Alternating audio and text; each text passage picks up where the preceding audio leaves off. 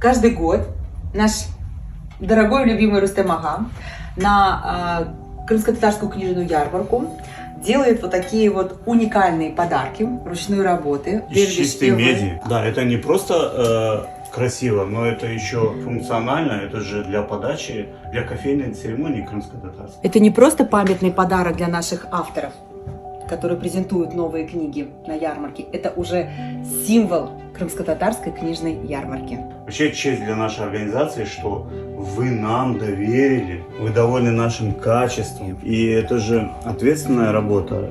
Каждому в руки попадает вот такое, это же частичка нашей истории. Саунас, Рустем Ага, мы очень тронуты, что вы уже 4-ю ярмарку крымско-татарскую книжную, вы как с первой ярмарки взялись, вот именно эти подарки, они вот такие вот статусные, именные, и именно в этот день дарятся нашим авторам и нашим еще спонсорам.